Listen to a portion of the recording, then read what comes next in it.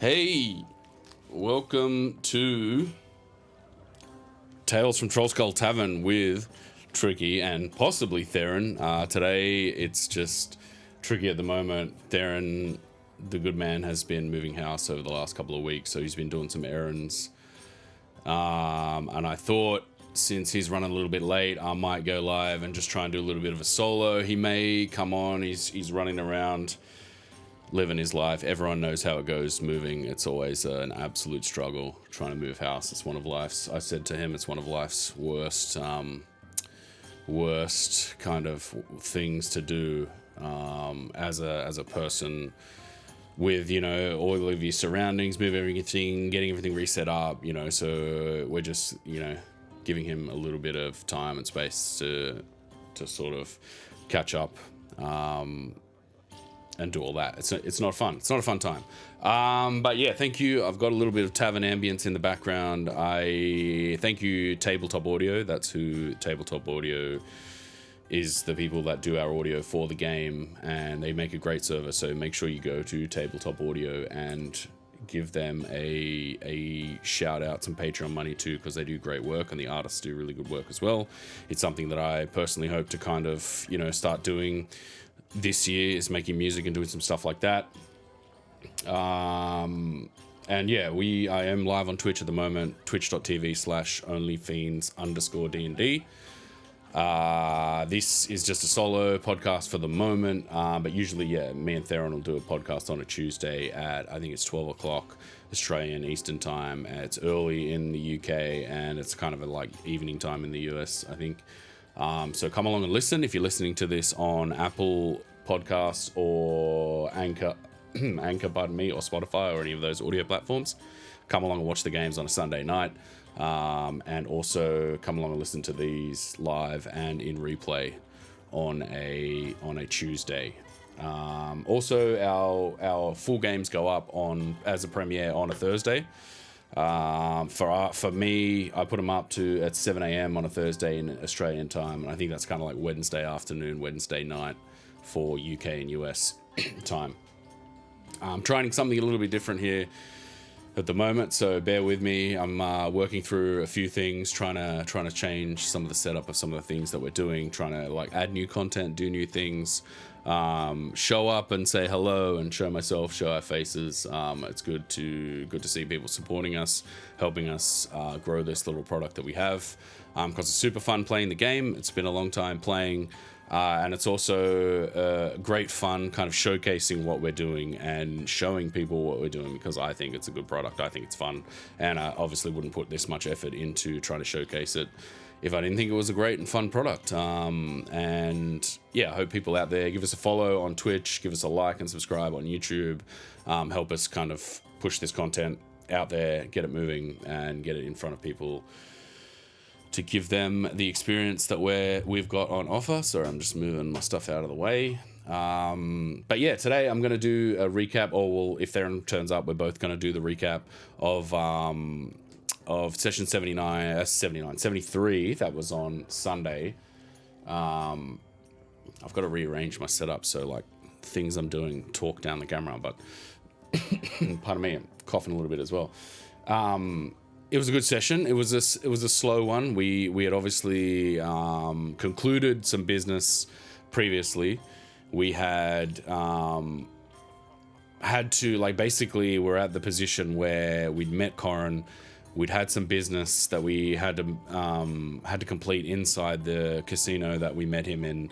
We came all the way out. We then concluded the business, and we're at a point now where there's kind of 4 different ways that this session or this campaign at the moment can go. It can go either Corin, I think, has the most pressing need, where he's got a friend who's currently enslaved, and, you know, time in the game is important to try and find them ASAP so they don't go too far or disappear or die. Pardon, like, you know what I mean?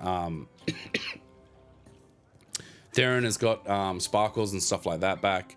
He's got some warlock stuff that, you know, is probably going to rear its ugly head pretty soon. He's kind of gone through finding his mum, finding Sparkles again, I'll talk a little bit more about her a little bit later because she's absolutely hilarious. One of the best characters in the game. Ryket's got his order stuff. That's kind of maturing at the moment. You know, Maris has passed and he had Ryket's sigil on him at the time, basically because he took it away, leaving Ryket in the precarious position of, oh, did he do it? Did Ryket kill him, like as a revenge, etc., etc.? So we're going to explore a little bit of that, I think, in the next couple of months of playtime. And then, of course, my own backstory, which there was a pretty big lore drop for Tricky in this. It didn't quite come to a full head. There was just some information in the background that Tricky as a character wasn't privy to. But at the same time, it was nice to hear. It's always nice when you're in a game to hear your name sort of come up to the other characters, explore yourself with the lore, working through that sort of thing, which, you know, that's super fun. So I'll talk a little bit more about that a little bit later as well. I'm just getting a message here from Theron, he's out. So it looks like I'm doing solo. That's cool. Doing some new things, doing some fun stuff. Make sure, yeah, you give us a follow and come along with us. I'm just going to text him back real quick. Riding solo, buddy. All good. So yeah, it was a good session. It was a little bit of a downtime session. You know, there was no battles. There was nothing like that. There was a return basically to Trollskull Tavern. James unfortunately was a little bit late. He was out the night before and he didn't get home till late, so he woke up a little bit late, slept through his alarm, which in the culmination of the previous story, the whole group was set to sort of go to a street food type thing. You know, one of those little market things where everyone kind of bonds and team builds a little bit, gets food, shares some knowledge and stuff like that, shares some backstory. But unfortunately, he was a little bit late, so we all, as a group, sort of said goodbye to him, and he went and did it alone, and we went back to Trollskull Tavern, where we met the B team. We're gonna have to do a bit of a deep dive on the B team because that's a whole story. Where Jethros Bainray, he's become the emotional support drow, basically, where Theron doesn't get along very well with him. He's just too nice, according to Theron. And I kind of agree with him. Like, this is just something a little bit funny going on there. He's always happy, he's always up. Which, you know, that's, you know, NPCs in the game, that's kind of how they go. So we met them in the tavern, and then we had a little bit of a chat to them, and then the story kind of switched when James turned up. We went to him at Volo's Volavants. We kind of made up that name the previous week, which was pretty good. He went and got a Volavant at Volo's Volavants. Obviously, Volothamp Gedam is like the naming, you know, that was kind of based around that. But unfortunately, in our game, like, Volo's like a drunk and annoying guy that we got the tavern off, essentially, that we got the tavern off originally in the game, and, you know, broke, drunk, not a fun character, you know. For, I'm sure him, you know, canon in the game, like, hasn't he written Volo's Guide to Monsters, etc., etc. Like, he's an adventurer, like, he's a positive character, but for us, we kind of turned him into an annoyance, which was fun. So he got a Volavant, some absolutely fire roleplay from the DM.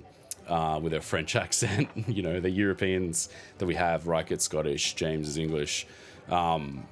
It's always funny, like, I started this campaign, there was no British people in this campaign, you know, I started with a British accent that I thought was a great accent, but, you know, it, like, upon hearing it, I was just like, oh, that's, you know, I need to work on that. And now it's kind of like just molded all the way back to kind of half my own accent and half, you know, like, talk a little bit like this, but there is a little wrinkle in there that might come along later that you might kind of understand in Tricky's backstory. So he was a great role play between those two. He ended up buying some Volavants, you know, those cake packs that you get that are into, like, or like donuts, basically, like Krispy Kreme donuts that you get in the boxes. That's what I sort of was envisioning as he was coming back, you know, like leaving with the boxes of stuff, which was pretty fun. And then he came all the way back to the tavern, which was good to have him come back. would have been interesting. Oh no, first he went and talked to his mother at their tavern, the Nightingale, I think it was. I didn't write down what that was. I should go back and just double check that. Then so he talked to her, and then Thorin. No, I can't remember what the dwarf's name was, but there was we got a little bit of his backstory, some interplay there, and then a little bit further in there was just some talk. I won't foreshadow that talk that he had with Genevieve, but that they're in partnership and they're in business, and there's a little bit of maybe they're struggling type of thing there, which is always in a D&D setting, always like as a character you go, oh no, I'll do anything to help them. So we might sort of embark on that over the next little avenue of his backstory as we go after Zerika. And then he came back to the tavern. Yeah, so he comes back and he meets the B team. And then I was getting like a few whispers, because basically Tricky speaks Dwarvish, because he grew up in Baldur's Gate, and essentially as a sorry, I'm just bringing up the game. I'll just bring it up here. Essentially in here, I'm getting whispers basically that Rosie is talking in Dwarf to the Bugbear. Oh, a little bit further on. No, that's a bit too far. Rosie's kind of talking to the Bugbear in Dwarven, panning Jethros and saying crazy stuff about him, which I'm assuming Jethros can't understand, because that was a little bit like one of those things you walk into and you talk about, or you pry into as a character. But at that moment, there was many kind of things going on. We have that kind of weird relationship with the B team, as they're known anyway. So I didn't kind of pry too much into it, but I'm kind of sitting there just going like, what is going on there? Like this is kind of weird. So I guess in the future, if this kind of plotline ever comes back around and matures, it'll be something that we kind of explore and try to work out. Rosie just talking shit about Jethro Bainray in Dwarvish. So, but Corrin essentially came all the way back. He met the B team. Corrin's he's a very good character. I think he plays his character really well as a bard. I feel like in his personality in real life, he's a very jovial person, very good at talking, very charismatic in general, which translates into his character, into the game. And he's very good at kind of bringing situations together, chatting, bringing the real world into it. Like, he's got his food, he's got his snacks, he's got his wine, and he's sitting there and kind of conversing with those characters, which I thought was really, really good for us as a party. Like the interplay between kind of Theron and Tricky is that they're both very kind of young, and there's the weight of the world's on their shoulders, and emotionally they're not as mature as was revealed kind of later in the session, that Corrin's quite emotionally secure in his upbringing, the way his character has been developed, which I think is a good way to like play off that. It helps us to kind of we've got some character building to meet that, and then he's got some of his abilities as a bard to kind of tie that all in together. And then Rykit obviously he's having a bad day, essentially being kicked out of his order, being possibly framed for murder. He was very low energy in general in the game for a character who is quite high energy and who is quite a smart and wise character, being the cleric, Arcana cleric. I can understand that as someone who observing the game.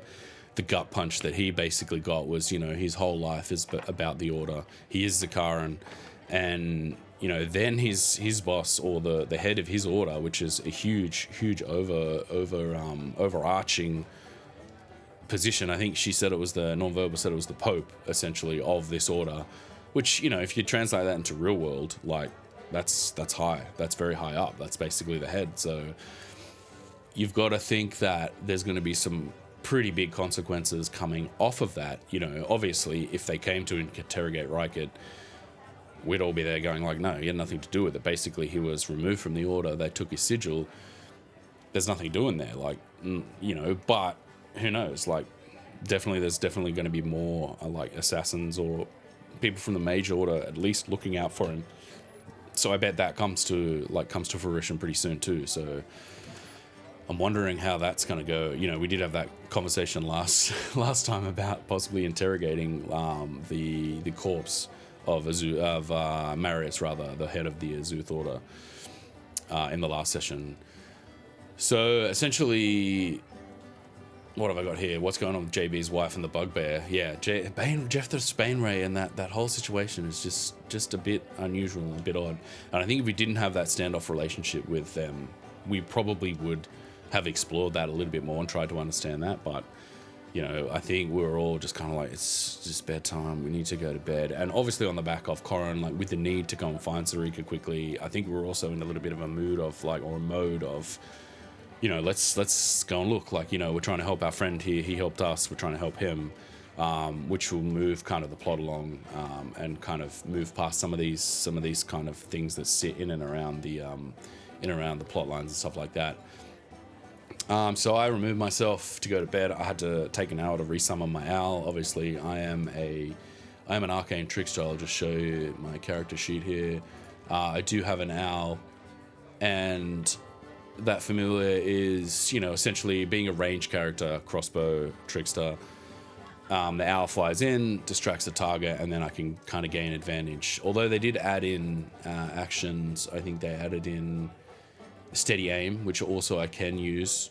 I'll just lock that.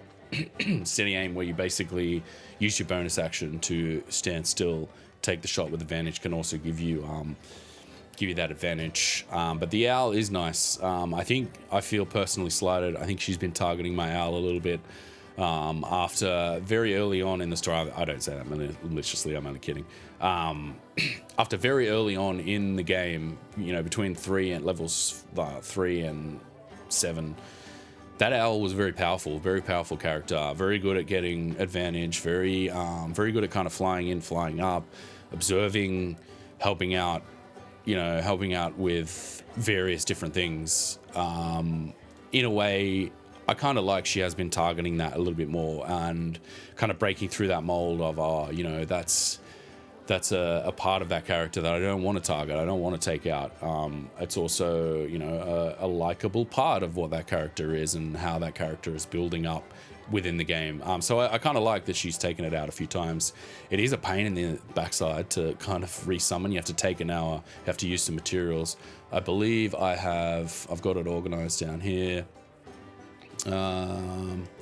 Materials for the things I can make, and then materials for find familiar. I'm shaking the mouse, but you can't see the mouse on the screen anyway. Pardon me. So I've got one left, basically. I had 3, and I think I've resummoned it like 5 times, probably in the last 20 odd sessions.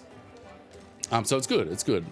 I've got materials for the Flask of Blinding, which I talked about a little bit further on to Corin, and then the Zap Bottle, which is like a taser, basically, like a short range taser. But essentially, like, we don't get the downtime to talk about, to make some of these things, or we haven't really at the moment. It's been kind of breakneck speed, moving here, moving there, moving everywhere. There was a chance in the last session to stop for a few days, but we didn't. We opted against that. And I think us as players are very, like, there's time sensitive things happening. There's always the threat of something big coming along.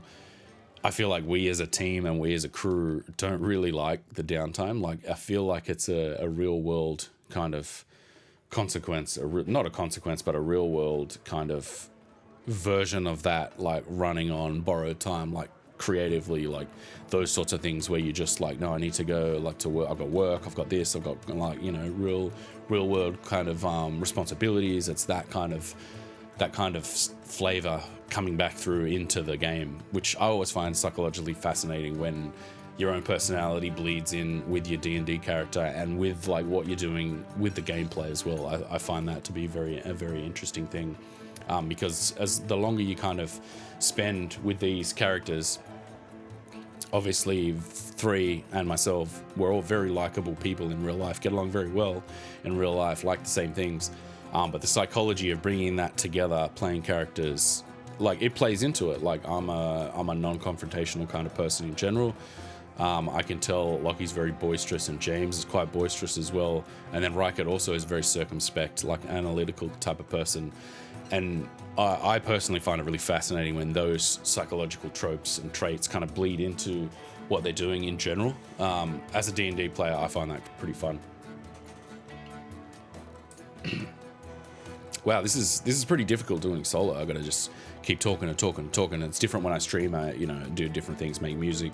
The talking comes in little bits and bobs, and it's more ambient talking. But yeah, especially with this cough I've had, it's super fun. So we all went to bed basically after that. They stayed a little bit more down in the tavern. I had some stuff to deal with. And Corin, like, this is the meat of this episode, is Corin got this amazing lore dump. Fantastic re-tie-in where Genevieve, his previous partner, girlfriend, etc., had come from Baldur's Gate basically to Waterdeep to find out something about the heir to the Hands of Shadow. Now, the Hands of Shadow is my backstory's Thieves Guild order. Essentially, what happened was, to give you the shortened backstory, one day I will go into the full backstory, but the shortened backstory is that Tricky, the character, is the heir to the Hands of Shadow. He's only young. He's only, I think, 20 in the game. Let me just double check. Just ignore, 20 in the game. Just ignore some of the other garble there that was written like originally when I wrote the character. And it's, it kind of changed a little bit as D&D does over time. So he is the heir to that Thieves Guild. Like, it's not a fortune. It's not it's not anything like that. It's essentially running the Thieves Guild, because his father was the head of that Thieves Guild over the time. There's a long kind of lineage, which I'll explore at a later date. And what had happened previously was that somebody tried to steal something from his mother in the dead of night, and his mother was unfortunately killed in that robbery. And then the father didn't really take that, didn't take that well, didn't kind of, had the emotions of that kind of thing, which bled over onto, his relationship with Tricky, and essentially he ended up alienating him, forcing Tricky to kind of leave, basically. As a young man or a young woman, you get that urge to fight or flight if there's kind of those young issues in a young father-son relationship. So essentially he fled, which led him all the way up to Waterdeep, trying to get away. So that, there's some other stuff in the backstory, in the background there, where there was a coup. Essentially, his uncle, who couldn't bear children, could have taken over the Thieves Guild. Couldn't, because he couldn't bear children, has somehow found a way to bear children, and then has taken over the Thieves Guild and has become the new heir. And Tricky's father, Tymandir, has had to flee into Undermountain. So I'm without kind of knowing a lot of that as the character, I think some of the lore arc for that character will have to be finding his father, repairing some of that damage, emotionally, and within the game, and then I guess from there, next steps, if that bond is repaired, making a run to try and get back the Hands of Shadow. I'm just kind of assuming. I'm not 100% sure. It's a little bit ambiguous with the way the DM is working the plot behind the scenes and stuff like that, which I love. I love that when she can bring things to the party that make you as a character think oh wow, that's happened. Sometimes you kind of go oh, I don't like that. And then you can kind of talk to your DM and say, oh, I don't like that.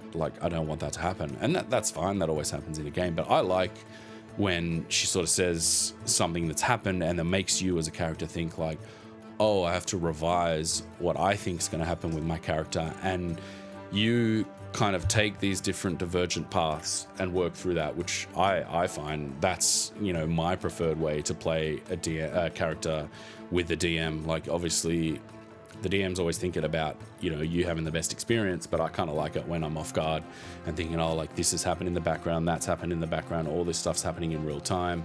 And it also comes back to closing that arc in the future, coming to fruition, you want to close the arc exactly how you want to close it, but it might not close the way you want to close it, which that I think is my preferred way to play a character and play D&D. So essentially Genevieve had come from Baldur's Gate to Waterdeep, and through talking to Corrin, sort of told him, you know who the heir to the Hands of Shadow is, and all this sort of turmoil that's going on in the background. It's essentially Tricky, which is me, which I don't think he understood the gravity of it at the time. He's obviously not. He's been in the game obviously a couple of months, in game time probably a few days, so he doesn't understand kind of the gravity of this situation yet. And I could hear that in the way he perceived the information. He kind of just went like, yeah, all right, fair enough. But I think as the plot builds through that backstory, it'll give him a sense of the way our characters have now developed into we're very just we're used to there's people coming after us all the time. They try, but they can't kill us. And that existential dread that hangs over us the entire time, that's shaped our characters' personalities as we play the game, I think he'll start to understand that a little bit more as it goes on. So yeah, that all was a pretty big lore dump. It didn't really resolve properly. She didn't really say what she wanted to do, which is what side she was on. Was she is she obviously, I don't think, likes the Xanathars. I kind of got that. That being the rival guild, that is the big guild in Waterdeep and the rival guild. And it didn't go into what that really means. What did it mean? What did she was she wanting to assassinate him as well? Does she want to know who he is? Does she want to pass on any information? Does she want to give him any leads or background information as to what is actually happening behind the scenes? Which I love, because it kind of plays into the Corrin doesn't really know us that well, which also breaks just the meta of Tricky actually wasn't privy to that information in that conversation, which I love too. As a player, you kind of sit there and you get all the information because you're at the table, talking about this. You're at the table thinking about everything that's going on in the world, kind of like when the fog of war is off, basically. But really, as a character, you got to think I don't know that information. And then afterwards, when he woke up, he had the little interaction with Corrin where he sort of went, well, you can vouch for her. She's all right, isn't she? And he was like, yeah. Which I played off as, well, I know Corrin. We're working with him. We're helping him. And it's been a tit for tat kind of, you help me, I help you relationship. I feel like I know him as a character well enough at that moment to understand that. So I felt like role playing, I didn't need to go into that's sus. It didn't need to. I just kind of well, if you're vouching for her, I'm happy with that. And also that little interaction also gives me the okay, we can connect the lore up a little bit afterwards in the background, because that didn't really resolve there, which I loved as well. That was good. And then after that, Rosie and Theron had a nice little moment. Theron and Rosie, Jesus, that is a dark story. We were down in Skullport. I'll give you the abridged version. Essentially, fighting against what we're doing. We're walking through town, basically, trying to get some information off of the townsfolk. And the three of us were standing there having a conversation with this man. And in my head, I feel like we were sort of standing there conversing with the guy.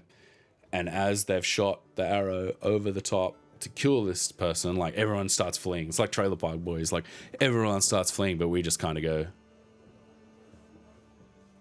what are you doing, man?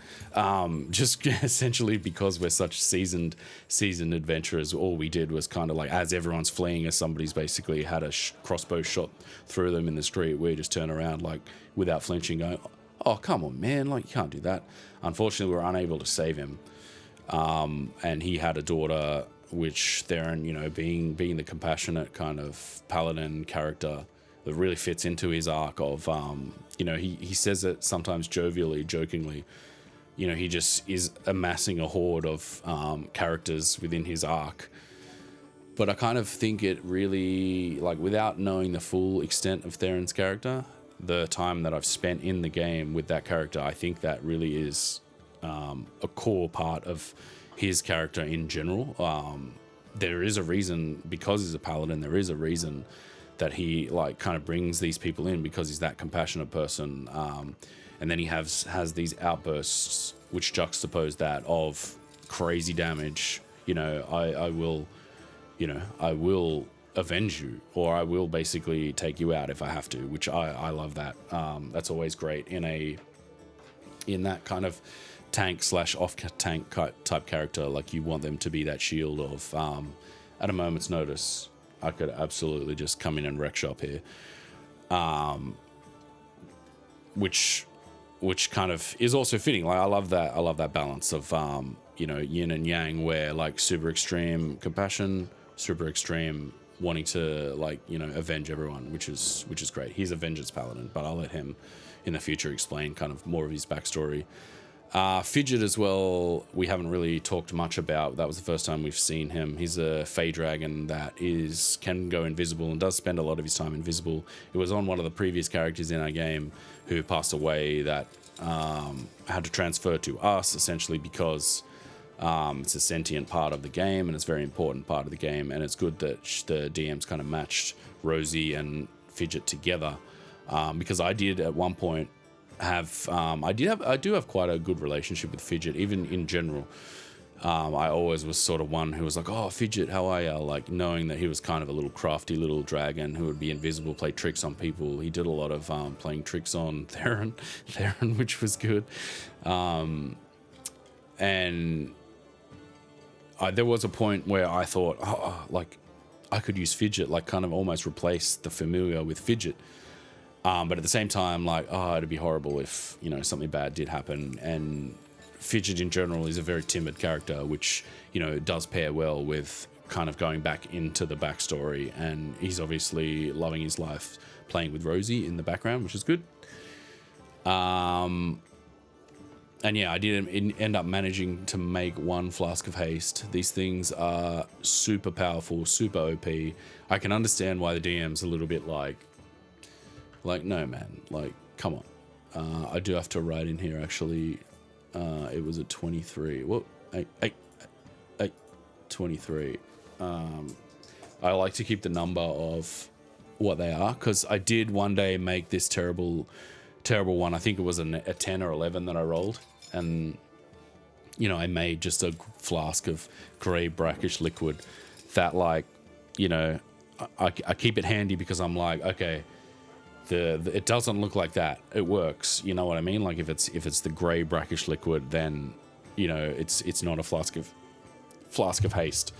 I'm trying to think of a way. Flask of haste, maybe. I'm trying to think of a way to incorporate that. I have thought about trying to drop that on different people, like, hey, you want this? Try this. I think Mongi was one very, very early on. Mongi, the character, was one where I thought, pardon me, I'll give it to her.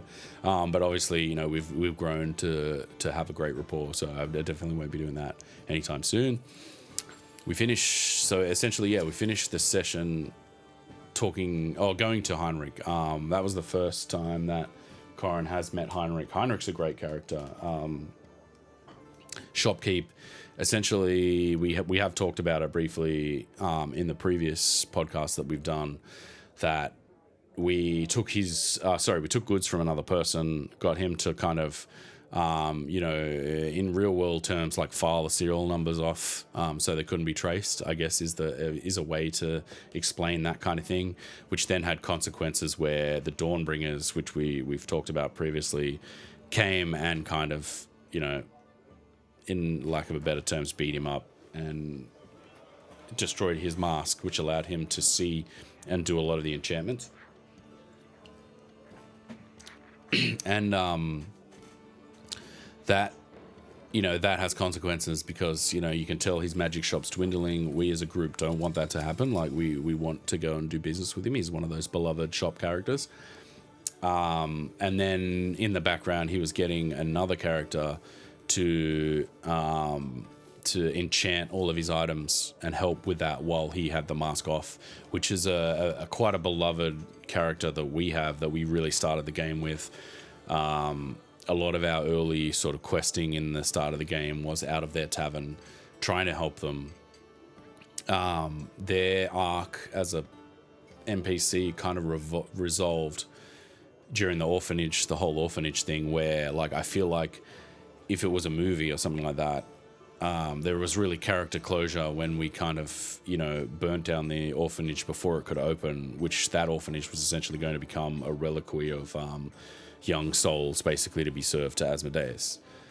So it wasn't, you know, it's not bad. It's not bad that we, you know, took down an orphanage. Like, that's not the point. The point was they were opening it to harvest those souls in a loop, basically, you know, like have kids there and harvest them, etc., etc.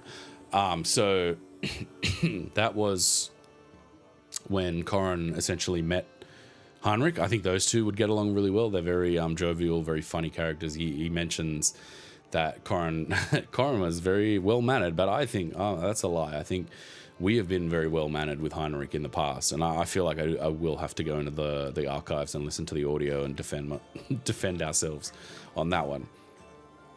Because essentially Heinrich came to our aid when our enchanted items had a special enchantment on them that when we went down, they essentially like ping to him and say, oh, this person's gone down in combat, and he kind of calls you up. Hey, are you okay? Like, do you need help?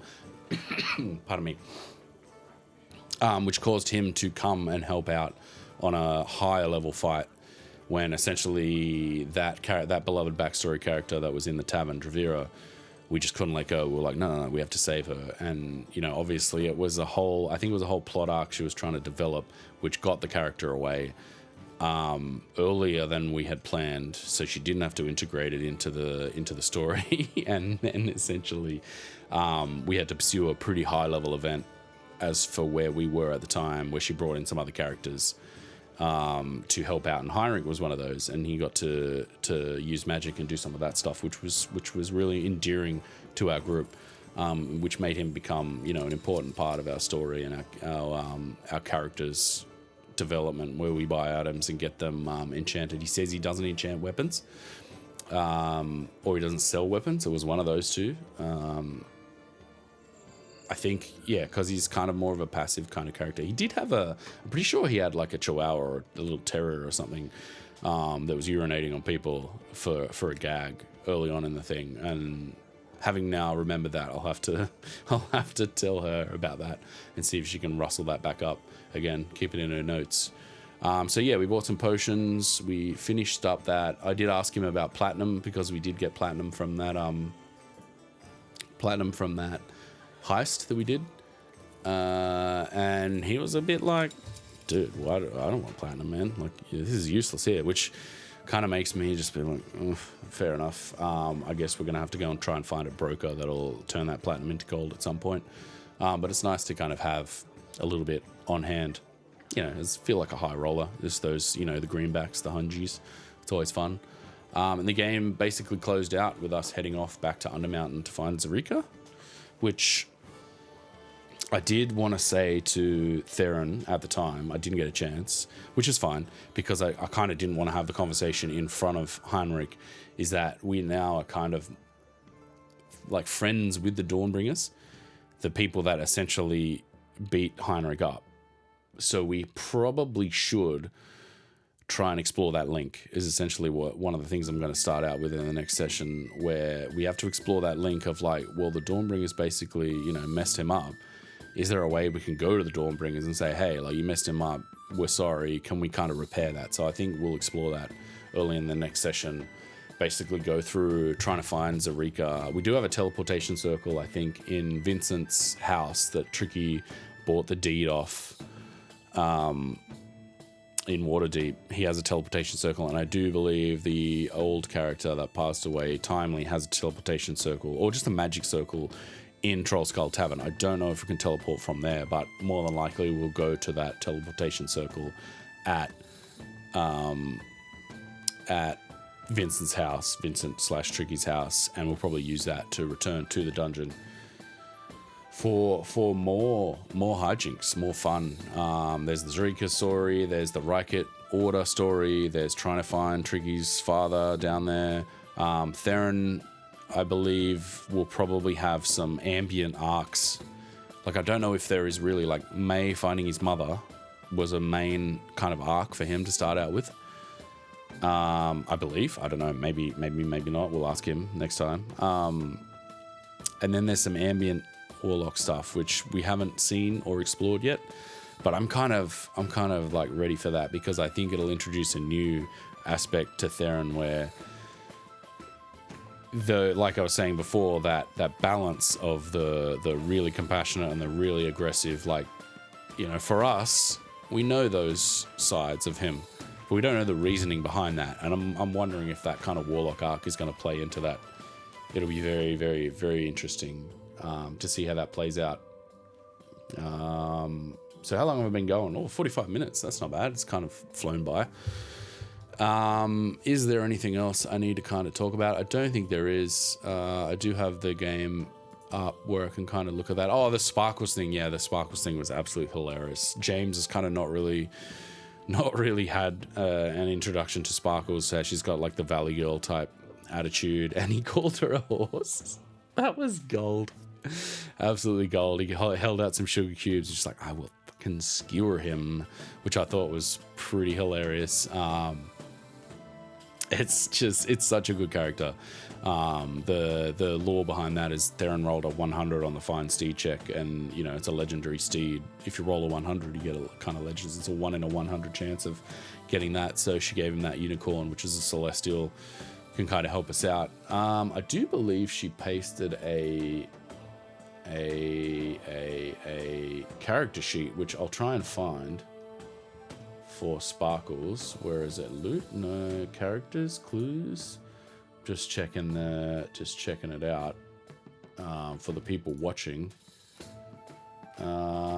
It's links to stuff. No.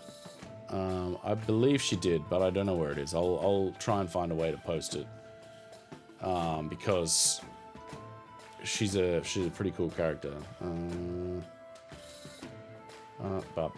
Bear with me. Timeline of events. No. Extra info. Oh yeah, extra info. Here we go. I'll open it in the browser. Let's see if I can just open it straight up here. Will it work? Yeah. So there we go. Sparkles, large celestial, lawful good. AC of 14, 67 hit points. Vulnerable to psychic, resistant to acid, immune to poison, and conditioned immunities, charmed and poisoned. She has dark vision, passive perception of 16. And then, yeah, her main thing is she can cast a couple of spells: Calm Emotion, Dispel Evil and Good, Entangle, and Pass Without a Trace. I won't go too deep into Sparkles' lore, because I would like to talk to Theron about it at some stage and provide him the opportunity to talk through Sparkles. You know, I don't want to steal that thunder for him, because I think, you know, that's something for him to kind of talk through and really reveal how he feels about it, because, you know, that's something kind of close to him that he loves and enjoys within the game. And it's just another one of those hilarious characters that we have that we just seem to run into, seem to find, and the DM seems to keep coming up with, which is great. It's great for us, and it's great for the product in general. So yeah, I think I'll leave it there for this week. It's been interesting and doing a solo. I think, you know, this is kind of fun. I can bring a new aspect of a little bit of kind of character stuff, a little bit of the visual stuff to the Twitch stream, and then hopefully, if you do listen to this at home, you get some information about the game itself and in general, you know, what we're doing as well. I can give you some sort of insights from Tricky's character, from his perspective, and sort of in his backstory. If I have to do this kind of more often, I'll try and keep it like Tricky lore centric, but I do think we're going to do some videos, hopefully a little bit in the future, going into the backstory, or streams, or like lore dumps, basically, is what I want to do, because we do have some pretty well fleshed out characters, as you kind of heard. They connect within the game, and they do have that backstory, and they do have the depth, which, you know, makes a D&D game really fun and really interesting. And yeah, we'll do some content to explore them in the future, which will be super fun. So right now I will bring it to a close by thanking Tabletop Audio again for the Tavern Ambience. I'm trying to build more battle music type stuff. I think battle music is more where I want to go with the music that I'm making with Black Dragon Audio. Come and subscribe to me on Twitch if you want to watch me stream on a Wednesday, Thursday, Friday. And yeah, what was I saying? Yeah, Tabletop Audio, thank you for starters, and thank you out there for watching and listening. You can find us on Anchor, on Apple Podcasts, Google Podcasts, and Spotify if you search for OnlyFiends. You can find us on OnlyFiends DND on YouTube if you want to watch our sessions in replay on a Thursday. This podcast will probably come out on a Saturday for those users, so they can kind of recap before the Sunday session, which is live on Twitch at OnlyFiends_DND. OnlyFiends_DND, I said that right, which is where I am right now, delivering this to everyone live. And I hope you enjoy the rest of your week and the rest of your day, and see you all on the weekend. Have a great time.